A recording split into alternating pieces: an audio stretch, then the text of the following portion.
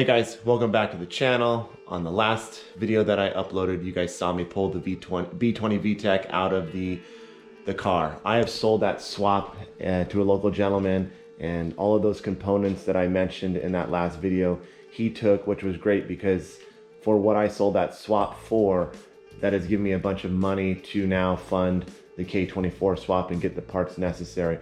Obviously, that amount does not cover what is needed in order to do a K24, but it's a good start. So the motor arrived a couple days ago, and I just pushed it in to the garage because I didn't have time to unwrap it then. So we're gonna get into it today and see what condition this motor's in. This is my third motor that I've received from H Motors, and all the other ones, the GSR swap and the B20, were in great condition. So I expect nothing less out of this. So I'm excited to just see what this looks like in there. I also have the DC subframe that I had powder coated and it was shipped out to me. So I have that now, and we'll unwrap that and see what that looks like. And I assume that's gonna be in great condition as well. And one other thing that I need to do throughout this winter is I'm gonna refinish this battery tray. This was originally the tray that's in the car, but as you can see, it has some rust and corrosion on it. The battery that initially came in this car was leaking, and it did start to corrode and rust that subframe, but I did seal it off to stop that years ago.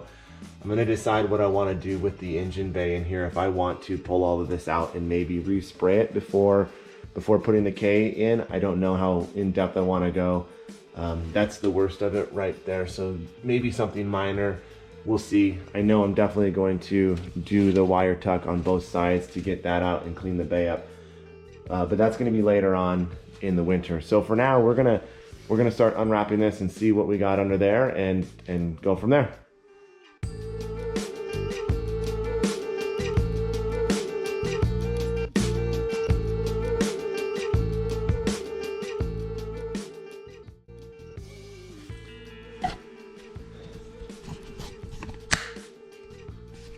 All right, so there it is. If you guys have not purchased an engine from Steve at HMO, do it because he takes good care of his customers. This thing was packaged really well. I mean, it was amazing how much cardboard and foam that he had in all the right places, and the care that they take to make sure they get you something good and quality is awesome. So yeah, you might pay a little bit more, but it's definitely worth it. So unfortunately, if you're local, or unfortunately if you're not in California, you do have to pay the shipping, but it seems to be fair. This was only 300 bucks to get it from California to Montana, and they did a great job delivering it out there. Steve seems to always put these stickers in there. I got a bunch of these, but this is cool. Overall, it looks great. So again, this is my first go with a K. It looks to be a drive-by-wire throttle body. I know the Haltech that I'm going to be running allows for that if I want to.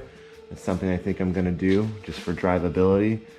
All the sensors seem to be there, and I don't see any leaks or anything like that. Looks like that is a Honda oil filter. Some minor rust on this, but nothing too concerning. All the sensors look to be there, and it is the RBB head. So looks good. A lot of this stuff is going to be coming off just because I plan on running the RBC intake manifold, or maybe even the Skunk 2 Pro intake version of the RBC. We'll see. A lot of it's going to depend on what throttle body I'm going to actually be using.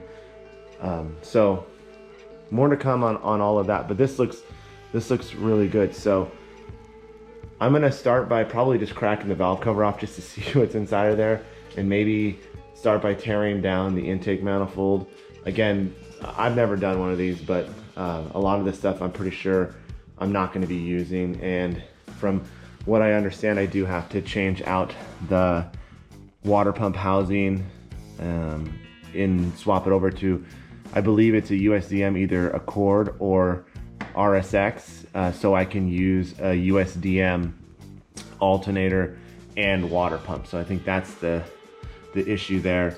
But everything looks good.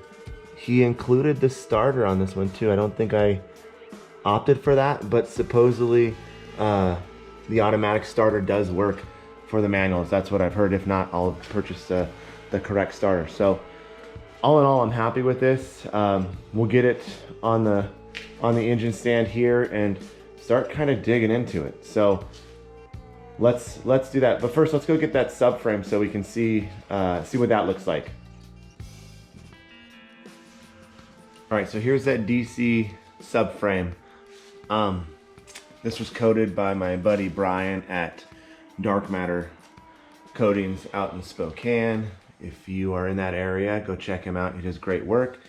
The thing about this subframe is this was off of a friend's car that out of his Integra that was a 9-second Integra back in the day. So this subframe has gone 9s a long time ago, and he didn't need it anymore because he's doing something pretty special with his Integra right now.